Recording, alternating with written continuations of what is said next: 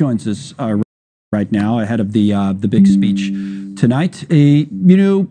What about the Democrats? Is there kind of a strategy for Democrats going into tonight? You have the news backdrop, you have the tariffs, right? We talked about the war in Ukraine, where there's a minerals deal, but we definitely had the Oval Office blow up the other day.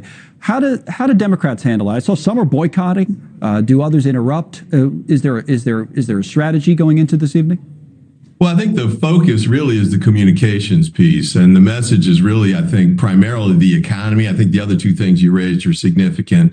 But the impact of the tariffs, which are essentially a sales tax on the American people, is very significant. We're hearing that it causes almost immediate increases in the cost that'll go straight through to consumers on things like groceries, which is exactly what Trump said he was going to fix. He was going to bring down those costs. Democrats definitely want to focus on that piece. And also the cuts. You know, if you look at the Medicaid vote, essentially Medicaid vote that took place last week, $880 billion in cuts to things like, really critical programs for hospitals, for research, for things that provide an economic engine to many jurisdictions, including red rural jurisdictions. So I think the potential for what he's doing right now could be a Trump recession on the horizon.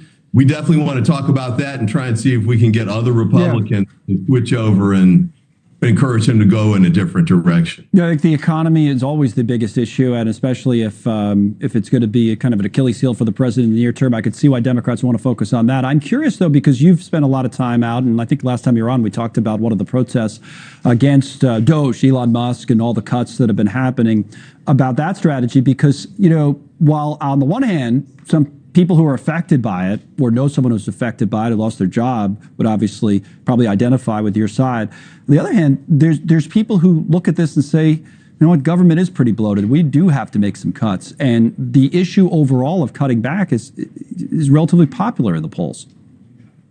Well, some aspects of it. Yeah. As long as it's a generalized question, when you start talking about what specifically is getting cut, popularity drops through the floor pretty quickly. Right. It affects me, right? Because it affects me. That's always been the case. But this idea that, hey, government's been inefficient and we should do something differently, big picture, people seem to identify with.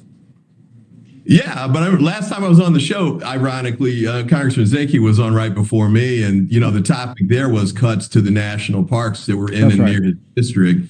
And he was getting heat about that already. And if you start talking about other kinds of cuts, Meals on Wheels, cancer research. I'm a cancer survivor. My father died from Alzheimer's. You're shutting down clinical trials midway through, and you got to start them from scratch, and you're losing millions of dollars to do it. When people hear stuff like that, or the nuclear guys, remember, what was that, a week and a half ago? They let go of the guys who handled the nuclear codes and the stockpiles and had to bring them back within a couple of days. People hear that kind of stuff, and they're like, what the heck is going on here? So to the extent that message gets out, the more people hear about it, those kinds of aspects of the chaos he's wreaking, they move away from it quickly. And I think that's being reflected in the polls, especially with independents, in a very sharp, dramatic drop. With independents. Oh, now, you mentioned Congressman Zinke as an example, but of Republicans kind of taking heat for some of this. We've covered this a little bit, the town halls where, Republicans go out and they hear from what you would think might be their constituents, but it's not clear if they are or not. So now they're kind of pushing back on this. I don't know what you make of what's actually going on, how much of it is organic, how much of it is for real. But here's the Speaker of the House on the town halls and what he makes of it. And then I want to hear what your thoughts are. Mike Johnson.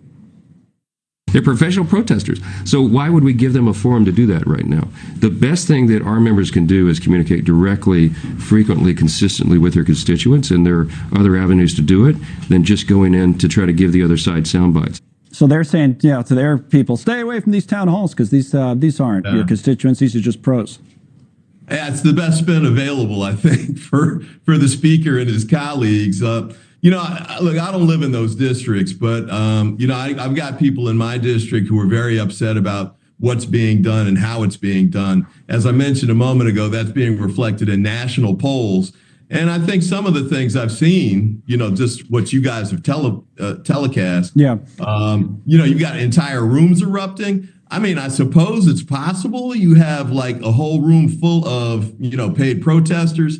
but I really kind of doubt it, especially in some of these districts that are not readily accessible, I'll say, to easy transportation. I think the more likely reason is that these cuts that are being made don't make a lot of sense. They're being done in a very chaotic fashion, and the negative impacts of them go across the board.